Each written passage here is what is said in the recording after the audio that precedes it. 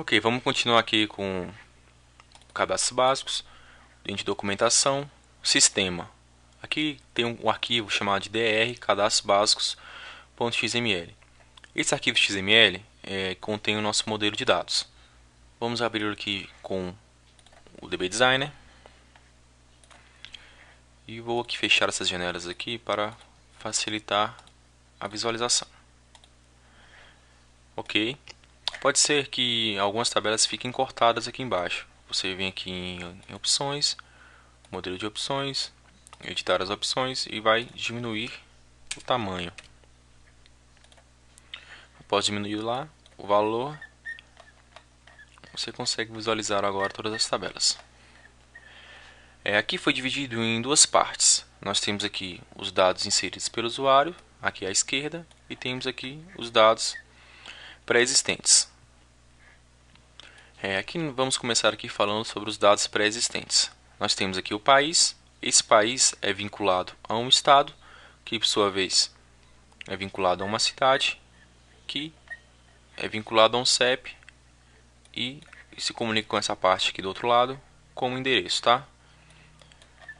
O país também contém o índice econômico. Continuando aqui, nós temos o banco. O banco ele contém uma agência, né? Contém várias agências, né? Então o banco, por exemplo, o Bradesco, ele pode ter várias agências bancárias. Essas agências, elas têm um endereço, então elas vão se ter um relacionamento aqui, vão se vincular, ok, com o CEP. E temos também essas duas tabelas soltas aqui, o CFOP e a operadora de cartão, tá? Então, basicamente é isso aqui, os cadastros pré-existentes. Agora, nos cadastros definidos pelo usuário, nós temos aqui produto. Esse produto ele vai ter um subgrupo e um grupo, tá, ok? Ele também terá uma unidade de produto. Essa unidade consiste em evitar anomalias. Por exemplo, você tem lá quilo. Vem uma pessoa e pode escrever quilo por extenso, outra pessoa escrever KG, outra pessoa escrever com Q. Então você vai acabando gerando várias definições para um mesmo sentido. Então isso aqui é para facilitar, como se fosse um padrão, tá? E facilitar aqui a utilização. Esse produto é vinculado a um fornecedor. Um produto pode ter vários fornecedores, então daí a necessidade de se criar essa tabela aqui de meio de relacionamento, tá, ok? Para identificar que um produto ele pode ter vários fornecedores. Um produto também é vinculado a uma empresa, ok? No mesmo sentido aqui do fornecedor produto, tá, ok? Na mesma forma, uma empresa ela pode conter aqui vários, o produto pode conter aqui várias empresas, tá, ok? Mesmo sentido do fornecedor. Chegando aqui em empresa, essa empresa ela tem um relacionamento aqui com convênio. Que consiste esse convênio? Sua empresa ela tem convênio com a empresa X. Então, caso alguém dessa empresa X venha comprar na sua loja, ela pode obter algum desconto. Então, seria mais ou menos nesse sentido. Essa empresa também contém os setores, tá? Então, que é definido os setores da sua empresa.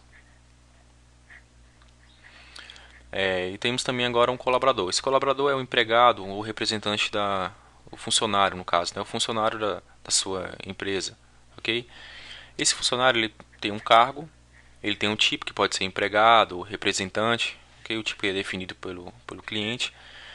Esse colaborador também ele tem um nível de formação e também ele tem um relacionamento. Esse relacionamento é se ele tem filhos, tem cônjuge, tá? Então essa tabela aqui, essa necessidade de ter essa tabela de relacionamento para você pode ter vários, né, tipos de relacionamentos. Você pode ter um filho, pode ter um cônjuge, tá, ok?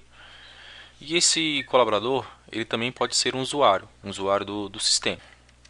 Então esse usuário do sistema ele tem acesso ao nosso sistema e por isso a necessidade de ter uma tabela papel e uma tabela função. E uma tabela aqui de relacionamento entre essas duas para poder definir aqui quais as funções que ele vai poder exercer no sistema, qual a permissão que ele tem para executar determinada tarefa, tá, ok? Então aqui ele vai determinar se ele tem permissão para inserção, deleção, em determinada parte do nosso sistema, tá? Certinho, então vamos aqui agora falar sobre fornecedor. Como foi dito anteriormente, o fornecedor ele tem um vínculo com o produto, tá? E também tem um tipo de fornecedor. Aqui você define qual o tipo do seu fornecedor. Esse fornecedor também é ligado a uma situação. Como o cliente também é ligado a uma situação. A situação define um status, por exemplo. Caso esse cliente esteja inadimplente ou esse fornecedor também esteja inadimplente, alguma situação que esteja aqui ocorrendo, se ele está ativo, algo assim nesse sentido, de dar um status para esse fornecedor. Esse fornecedor e cliente, todos são vinculados à empresa, tá? Todos pertencem aqui a uma empresa. Nós temos aqui também o vínculo com o endereço. O endereço foi definido anteriormente que seria um endereço para cada tabela. No caso, então teria aqui um fornecedor endereço, um cliente endereço, tá? Mas agora foi definido que haverá só essa única tabela que irá gerenciar todos os endereços. Então, qualquer tabela que tenha algum vínculo ao endereço será persistido aqui, vai persistir seus dados aqui de endereço nessa tabela. Para poder identificar esse vínculo, foi criado aqui um campo dono. Esse campo dono ele vai especificar aqui, uma observação no caso, se ele for um cliente, vai ser um C, se ele for um fornecedor, vai ser um F, se for um colaborador, vai ser um O, se for uma empresa, vai ser um E, tá? Aqui nas foreign key, você pode perceber que ele aceita nulo, por esse sentido, caso ele seja um fornecedor, aqui vai estar preenchido, mas os demais campos precisarão estar nulos, tá? Então, esse é o sentido dessa tabela de endereço. E também nós temos aqui o contato. O contato pressupõe a mesma ideia aqui de endereço.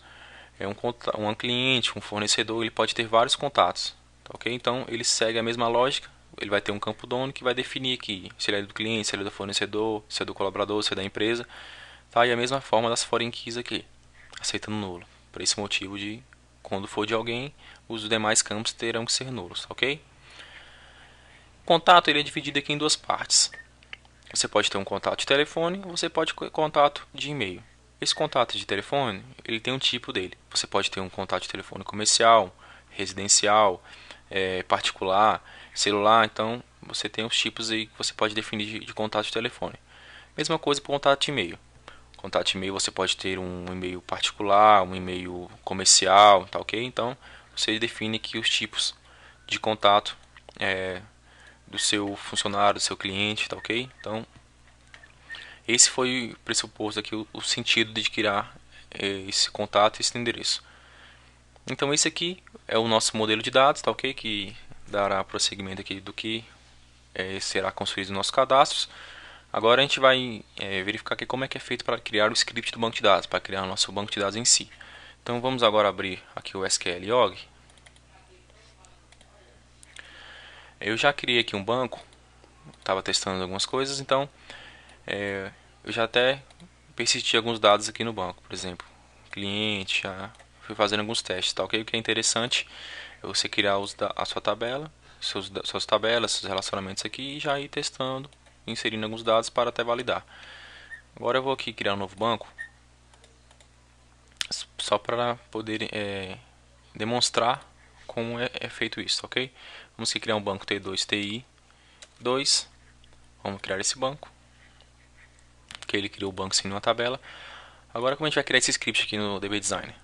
Nós vamos aqui em File e Export SQL Create Script. Então ele vai ter aqui a opção, você pode salvar esse script ou você pode copiar para a área de transferência. Então eu vou optar pela opção de criar na área de transferência. Vim com o botão direito, clicar aqui nessa área em branco e vou colar. Então ele colou aqui o script para a criação do nosso banco de dados. Ok, vamos clicar agora com o botão direito e clicar em Execute Query e executar todas as queries, tá ok? Todos esses comandos. Clique em executar e é só aguardar para que ele crie todas as tabelas. Essa operação pode demorar um pouco, então é só aguardar. Ok, então ele criou aqui, pode ver que ele não deu nenhuma mensagem de erro. Você dá aqui um F5, dá um refresh no seu banco e ele vai ter criado todas as tabelas. Agora você pode perceber aqui os dados, né? Então seria interessante você vir aqui e ir testando para ver se está tudo funcionando. Por exemplo, vamos tentar salvar aqui um estado, ver se ele vai permitir isso. Então ele deu um erro aqui acusando, né, que não encontrou a chave estrangeira aqui do país. Então é interessante você criar seu banco de dados depois de criá-lo, né, você tentar jogar alguns dados para ver se está tudo funcionando de acordo com você, com a sua ideia de que você quis, né? Você, seus relacionamentos, está tudo, seus vínculos estão todos corretos. Ok, então esse vídeo teve esse objetivo aqui de mostrar o nosso modelo de dados e construir o nosso banco de dados.